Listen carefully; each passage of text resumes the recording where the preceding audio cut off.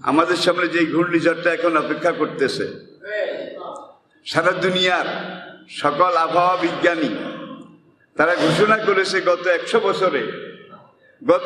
বছরে এমন শক্তিশালী ঘূর্ণিঝড় সাইক্লোন এই এলাকায় আর আসে নাই। 100 বছরের মধ্যে সবচেয়ে মারাত্মক। জাহারাল ফাসাদু ফিল বাররি ওয়াল বাহরি বিমা কাসাবাত আইদিন নাস। এগুলো আমাদের হাতের কামাই, এগুলো আমাদের হাতের কামাই।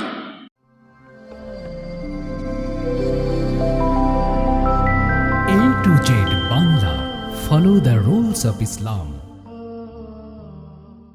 তবে মহামারী বলেন, বিমার বলেন, বন্যা প্লাবন তুফান বলেন, প্রাকৃতিক দুর্যোগ বলেন, যেটাই আপনারা বলেন না কেন, বিমা কাসাবাত আইদিন নাস। গতকাল সন্ধ্যায় আমি বলেছিলাম কারণ সামুদ্রের উপরে যে তুফানটা এসেছিল, ও আমার সামুদা ফাহুলেকু বেরিহি সরসরি আতিয়া, একটা ঘূর্ণিঝড়। বর্তমান ওমানের সালালা এবং সৌদি আরবের রাব আল খালি মরুভূমি, এই সৌদি আরব এবং ওমানের বর্ডারে কারণ সমুদ্রের লোকগুলা বাস করত। আল্লাহ এমন একটা তুফান পাঠালেন, যে তুফান, যে সাইক্লোন, যে ঘূর্ণিঝড়, ইয়াতুফুনা আলাইহিম, তাদের এলাকার উপর দিয়ে ঘূর্ণিঝড়টা চলছিল সাবাতা ইয়ামিন ও সামানিয়া লাইলা, একাধারে 7 দিন 8 রাত, হুসুমান লাগাতার একাধারে। ওসলা ছিল না, ওসলা একই রকম গতিতে। আমি কি বুঝাতে পেরেছি? আমরা যে তুফান দেখি এটা তো একবার জোরে আসে, আবার আসতে, আবার জোরে, সেটা 7 দিন 8 রাত একই গতিতে তাদের এলাকার উপর দিয়ে বয়ে গিয়েছিল।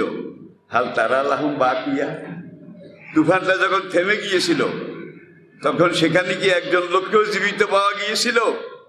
পাওয়া যায়নি, সব মেসাকার হয়ে গেছে। পরবর্তীতে আজকে এই কম্পিউটারের যুগে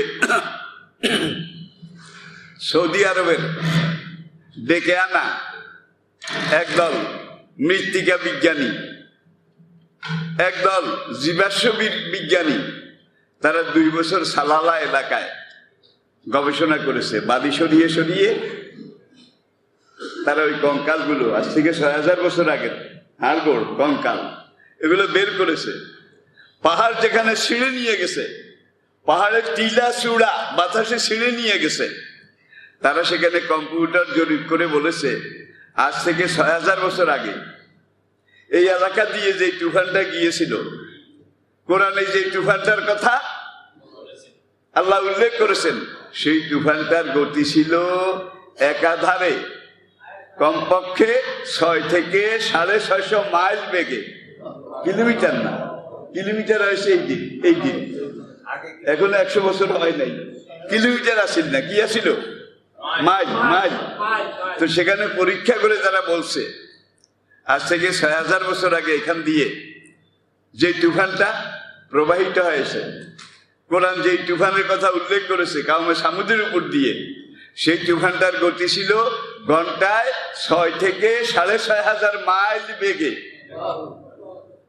আল্লাহ তো এখন বুড়ো হয়ে গেছে, এই হ্যান্ডম নাই, কি বলে দুর্বল হয়ে গেছে, লাঠি বার দিয়ে আনে ভাই, এখনো ভাত খাই মদিনাওয়ালার উসিলায়, আল্লাহর কসম, শাহানশাহে মদিনা তার বরকতে এখন আল্লাহ রিজিকের দুয়ার বন্ধ করেন নাই। আমাল্লাহু মুআযযিবাহুম, কি করে আমি আল্লাহ তাদেরকে ধ্বংস করব? ওয়া আনতা ফীহিম, আপনি মদিনার দরগায় রওজা শুয়ে শুয়ে বলছেন রব্বে হাবলি উম্মতি, রব্বে হাবলি। এই জন্য আমি আপনার উম্মতকে কিয়ামত পর্যন্ত যত গুনাহ করুক, সীমা লঙ্ঘন করুক, কাউমে আদের মতো, কাউমে সামুদের মতো, কাউমে লুতের মতো, কাউমে আইকার মতো এইভাবে জাম বানাবো না। জাম বানাইতে দেখছেন কিভাবে বানায়?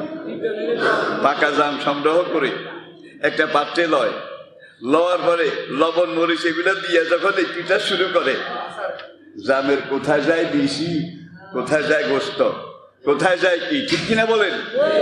আপনারা কাউমে লুতের কথা চিন্তা করেন, জমিনটাকে এইভাবে জিব্রাইল এক কিনার দিয়ে, মিকাইল আরেক কিনার দিয়ে তাদের মহল্লাটাকে এইভাবে ধরে জমিনের শেষ মাথায় গেছে। এবং আজকে বিজ্ঞান বলছে কমপক্ষে 11 কিলোমিটার, কমপক্ষে, যেখানে জমিনের প্লেট ইস্পাতের প্লেট, যে প্লেটের উপর আল্লাহ জমিনকে, আর এই প্লেটের নিচে হইলো পানি, এই প্লেটের নিচে হইলো পানি, এইভাবে লোহার পাত, এটা ভালো বুঝবেন। জমিনের নিচে আল্লাহ লোহার পাত বিছিয়েছেন। আজকের বিজ্ঞান যেটাকে বলে প্লেট, এই লোহার পাত একটার উপর আরেকটা এইভাবে বিছিয়েছেন। বিছানোর পরে এখন যখন এই লোহার পাতগুলো যখন একবার নড়াচড়া শুরু করে, বা নিচের ওই পানি এটা ঢেউয়ে লোহার পাতগুলো যখন নড়চড়ে উঠে, তখন এই জায়গায় আমরা ভূমিকম্প বলি। কোনো জায়গায় ভূমিকম্পের যে উৎপত্তি, সেটা দেখা গেছে 22 কিলোমিটার নিচে।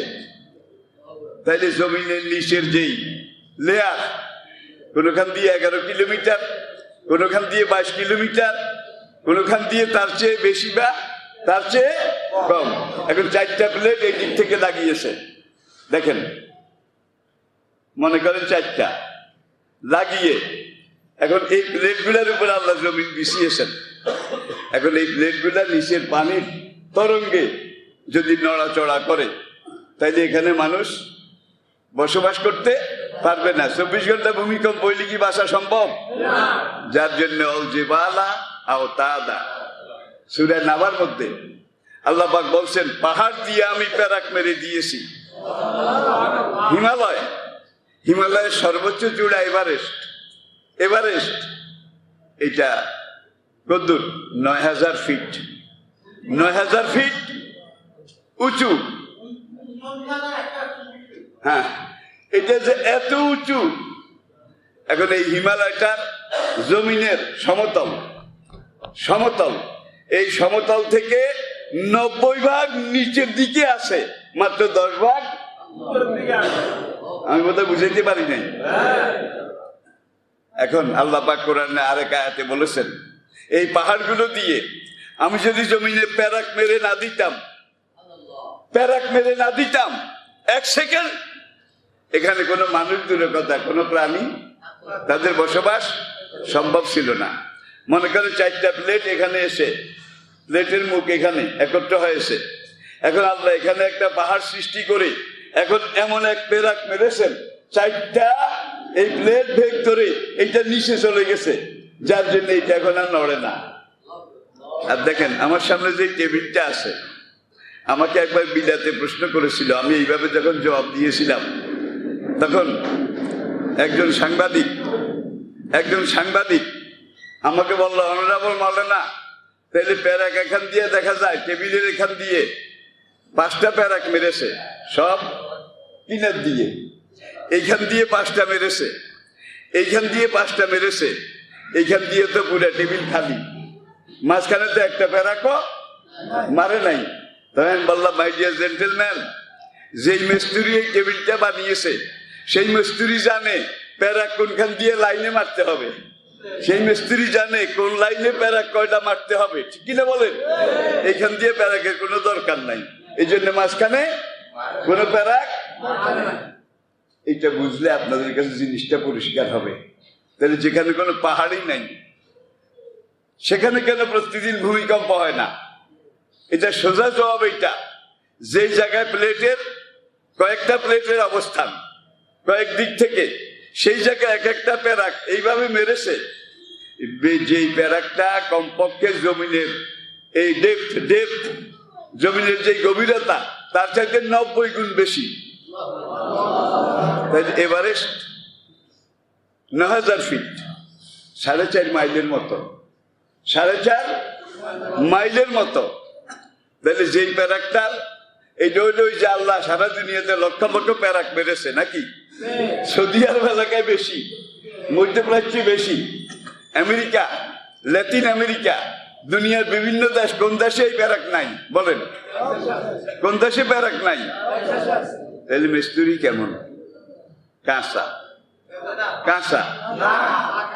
আল্লাহু আকবার। এরপরেও যদি আমরা আল্লাহর কুদরত না বুঝি, আল্লাহর কুদরত নিয়ে চিন্তা না করি, তাহলে তো আমাদের ভাগ্য বিড়ম্বনা ছাড়া, বদনসিব হওয়া ছাড়া অন্য কোনো পথ আমাদের জন্য খোলা থাকবে না। রব্বুল আলামিন, আমরা আজকে ফরজ নামাজের পরে পরে আপনারা সুন্নত পড়ে ফেলবেন। কালকে সন্ধ্যা আমরা একটা অনুষ্ঠান করেছি, আলহামদুলিল্লাহ আলহামদুলিল্লাহ, খুবই ভালো হয়েছে। এখন দোয়া ছাড়া আর কোনো ওষুধ নাই, ঠিক কিনা বলেন? দোয়া ছাড়া আল্লাহ ইচ্ছা করলে এটাকে ঘুরিয়ে দিতে পারেন, গতিপথ পরিবর্তন করে দিতে পারেন। আল্লাহ ইচ্ছা করলে এই জমিনের উপরে উপর দিয়ে নিয়ে যেতে পারেন, পারেন কিনা? আদুনি, তোমরা আমার কাছে দোয়া করো, আস্তাজিব লাকুম, আমি সঙ্গে সঙ্গে জবাব দেব। আজকে দেখেন সরকারিভাবে ওখানে মোকাবিলা করার জন্য এত হাজার, হ্যাঁ, কুতুবদিয়াতে এত হাজার স্বেচ্ছাসেবক, কক্সবাজারে এত হাজার স্বেচ্ছাসেবক, যে তোমরা সবাই ঘূর্ণিঝড়ের মোকাবিলা করো। কিরে ভাই, মোকাবিলার কথা কয়, কিন্তু আল্লাহর কাছে দোয়ার কথা একজনও কয় না। কি একজনও আল্লাহর কাছে দোয়ার কথা কয় না? তাহলে মোকাবিলা যদি আমরা করি, তাহলে তুফান যিনি পাঠাইছেন আমাদেরকে সজাগ করার জন্য, তার রাগ বাড়বে না কমবে? আমি দিলাম ঠেলা, আর তোমরা ঠেলার মোকাবিলা করো। আচ্ছা, মোকাবিলা যদি করো, আমি স্পিড আর একটু বাড়াই দিলাম। আমি কি বুঝাতে পেরেছি? আমি বাস্তব কথাগুলো বলছি, কিন্তু সরকারিভাবে, রাষ্ট্রীয়ভাবে দরকার ছিল জাতির কাছে এমন একটা নির্দেশ দেওয়া যে আপনারা প্রত্যেকটা মসজিদে, আপনারা প্রত্যেকটা জমাতে, আপনারা সবাই দোয়া করুন আল্লাহর কাছে। এমন নির্দেশ তো আছে? তাইলে আল্লাহর সাথে কোনো সম্পর্ক নাই। পাবলিক, কিছু পাবলিকের আছে, কিন্তু আমাদেরকে যারা চালায়, একবারও যদি বলতো 100 বছরের ভিতরে সবচেয়ে মারাত্মক বিপদের আশঙ্কা, মানে তারা গোঁজ দেয়, মোকাবিলা করবো। আল্লাহকে তোরা যখন গোঁজ দিস, আমি ঠেলা আর একটু বাড়াই দেবো, যেন তোদের গোঁজ টোজ সব ছিঁড়ে যায়। আল্লাহর কসম, এই গোঁজে কিছু হবে না। 10 থেকে 18 ফিট জলোচ্ছ্বাসের সম্ভাবনা, যে আমার জীবনে আমি শুনি নাই যে 5 ফুট জলোচ্ছ্বাস হতে পারে, 3 ফুট, 4 থেকে 6 ফুট জলোচ্ছ্বাস হতে পারে, কোনো কোনো সময় ওইসেও 10 থেকে 15 ফুট জলোচ্ছ্বাস। আল্লাহ পাক এটা আমাদের সম্ভাবনায়, যারা ওই তুফানের গতি প্রকৃতি লক্ষ্য করে আবহাওয়া বিজ্ঞানীরা বলছেন 10 ফুট হবে এমন কোনো কথা নাই। তবে তাদের সন্দেহটা ঠিক, সন্দেহটা কম হোক বেশি হোক, যা হোক, যতটুকু হোক, একটা কিছু হবে। আল্লাহ তুমি আমাদেরকে নাজাত দান করো, আল্লাহ তুমি বাংলাদেশটাকে রক্ষা করো। আর এই সাইক্লোনটার মুখ একবার গিয়েছিল উড়িষ্যার দিকে, আরেকবার বিশাখাপট্টনম দক্ষিণ পূর্ব ভারতের কোনার দিকে, আবার গিয়েছে থাইল্যান্ডের কাছে, আবার এইটার মুখ গিয়েছে আরাকান। এখন দেখা যায় আরাকান আর বাংলাদেশ, আরাকান আর বাংলাদেশ, এটার মাঝখান দিয়ে এটা সাগর থেকে উঠবে।